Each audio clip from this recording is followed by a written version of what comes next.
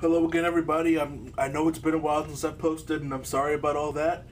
To everybody who's celebrating this week, happy holidays, happy Yule, happy winter solstice, Merry Christmas, Happy New Year, all that fun stuff. Right now in front of me, you see some hot chocolate that I added a little bit of amaretto to, some whipped cream on top. It's a beautiful thing on a cold weather up here in Connecticut, like it is right now. It's actually snowing outside. Finally, I'm so happy. Today, I have for you guys a chocolate chip cookie recipe that a friend of mine gave to me that I wanted to try. Oh, so good. After this quick little taste test and all that stuff, we'll get into actually how I made the cookies, and we'll get into it from there. Like I said before, Merry Christmas, Happy New Year. Oh, mm, mm, um,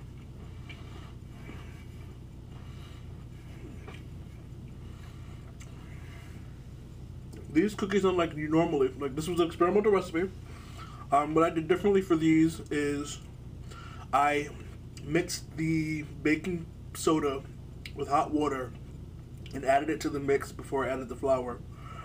So I have a taller, like the cookie is taller and thicker, so it didn't like spread as much, but it still tastes awesome. I have my mix of chocolate chips in here. Let's get to it and show you how it's done.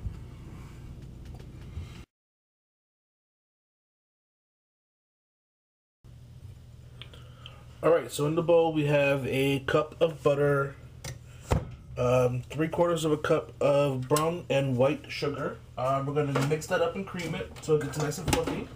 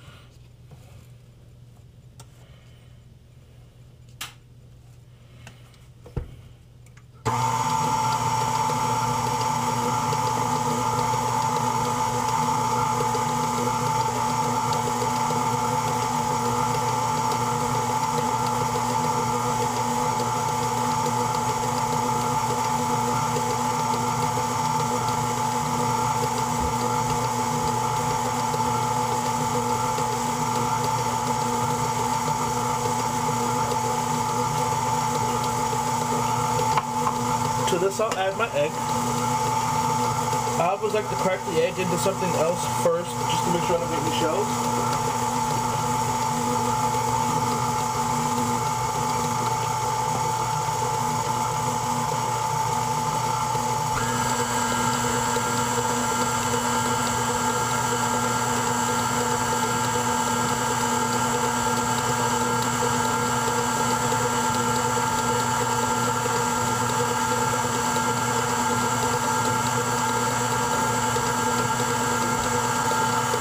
This is where the experimental part of the recipe comes in. It's the 1 teaspoon of baking soda dissolved into 2 teaspoons of hot water.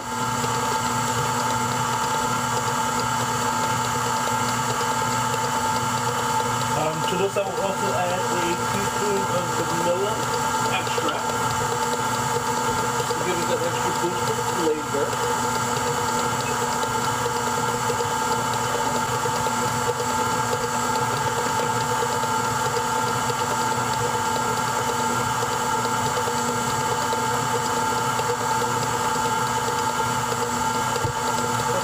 Turn this off. We'll give this a quick scrape down.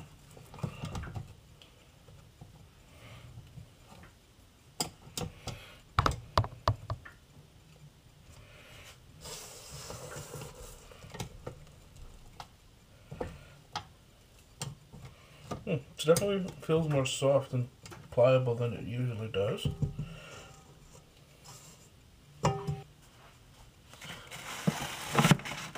To this we'll add our dry ingredients, which are 2 1/4 cups of all-purpose flour.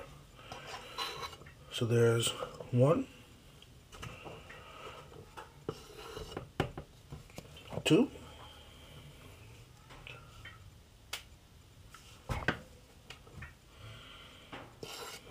1/4,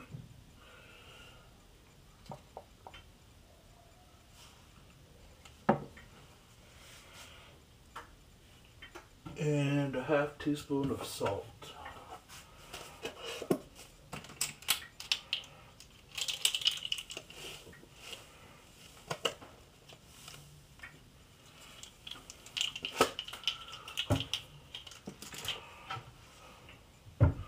We'll lower this back down, turn this on low and get it mixed in.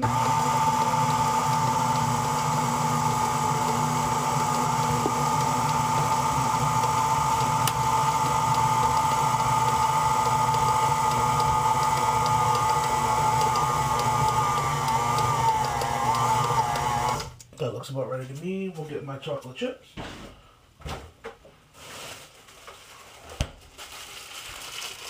Alright, I like to actually use a mixture of chocolate chips. I save partial bags in the freezer in one big bag. So you'll see I have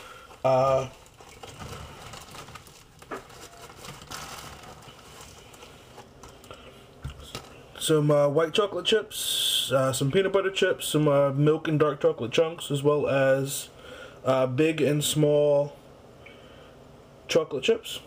This recipe calls for 2 cups of chips and 1 cup of nuts, but since I'm not using nuts, I'm just going to go ahead and add 3 cups of chips.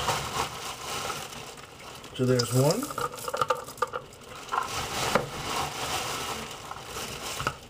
2, and 3. It's always a good idea to have chips like this on hand for whatever, because I get cookie cravings randomly, so I buy bags at a time and just store them in the freezer together, mixed up. We're going to give this another quick blend.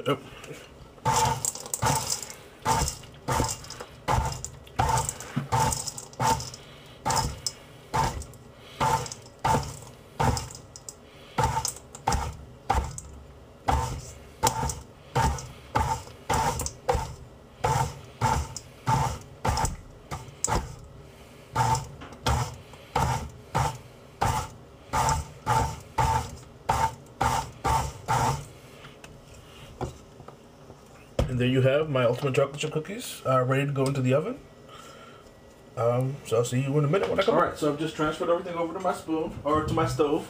I forgot to mention I preheated my oven to 350. And that's just about ready. Actually, that's ready to go now. So we're going to just spoon our cookies out into my cookie sheet, pop these into the oven, and we'll see how they go out.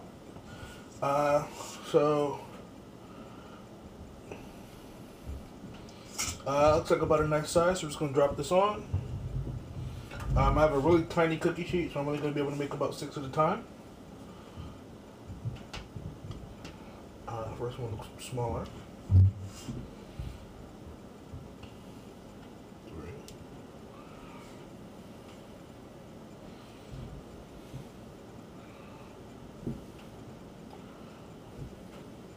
4,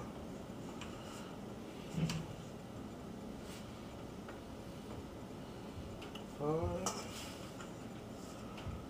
and 6.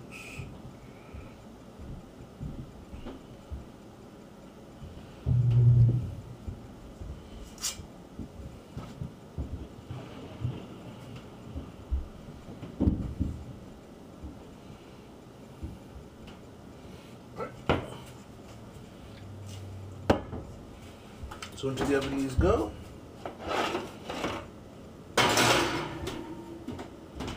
Set my timer for 9 minutes, and I'll come back and check on them now. Alright, so it's been about 10 or 11 minutes. We're going to pull my cookies out of the oven, see how they look. Let them sit for a minute, then transfer them to a wire rack to finish cooling. So the cookies look really nice. They didn't get much spread, which if you don't like a cookie that spreads, this recipe is awesome. I like my cookies to be a little bit flatter, so I squashed a couple. So we're going to go ahead and let this sit for a minute, then transfer these over, and we'll be back for a taste test.